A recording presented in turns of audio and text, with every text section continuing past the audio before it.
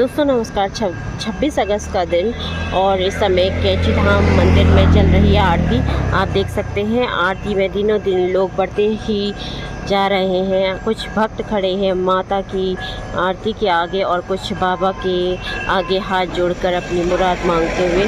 और जैसा कि 30 तारीख 31 तारीख को राखी का पर्व है।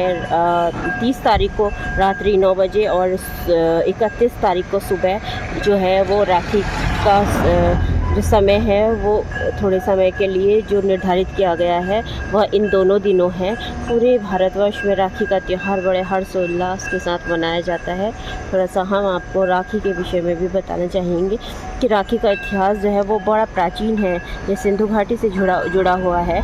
इतिहास में अगर देखें तो इसकी उत्पत्ति 6000 साल पहले हुई है। विदेशी भाइयों को भी अपनी बहनों से राखी बांधने का इंतज़ार रहता है, क्योंकि यहाँ पर जो हमारे फॉरेनर भक्त आते हैं तो एक बार अगर हम उन्हें राखी बांधें तो वो हर साल इंतज़ार करते हैं हमारी राखी का, और ये बहुत अच्छा भी लगता है। और राखी जो है वो एक संदेश देती है कि भाई अपनी बहन की रक्षा करता है हमेशा। इसमें तो किसी की अगर किसी भाई की सगी बहन ना भी हो तो मुँह बोली बहन भी राखी बांध सकती है, जैसे कि क्योंकि ये प्रथा जो है पहले से ही सगी बहन ना होने पर भी जो रानी कर्णावती और हुमायूं के समय से ये राखी का प्रावधान चला आ रहा है। तो उस समय हम देख सकते हैं कि रानी कर्णावती जो थी वो जब उसे लगा कि हिंदू और मुग़लों के बीच युद्ध चल रहा है और रानी कर्णावती राजा चित्तौड़ की जो विधवा स्त्री थी, तो बहादुर शाह से अपनी प्रजा की रक्षा के लिए उसने हुमायूं को राखी भेजी थी।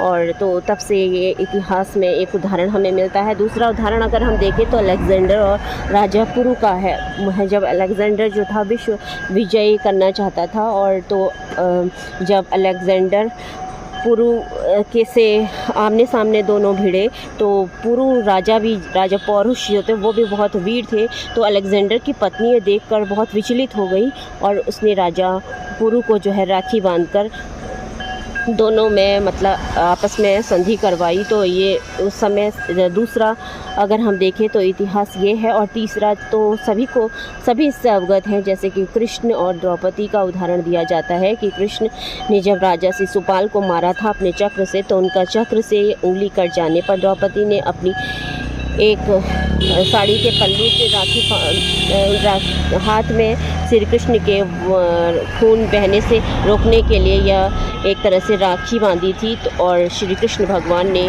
द्रौपदी की रक्षा का वचन दिया था। तो हम देखें तो इस तरह इतिहास में कई उदाहरण हैं।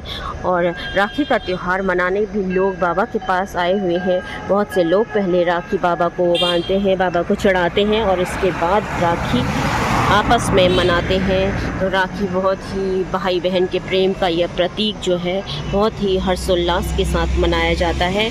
और राखी के जस्ट बाद ही यहाँ पर जन्माष्टमी का पर्व है, तो बहुत से लोग आए हुए हैं छुट्टियाँ मनाने के लिए। आप देख सकते हैं बहुत ज़्यादा भीड़ है।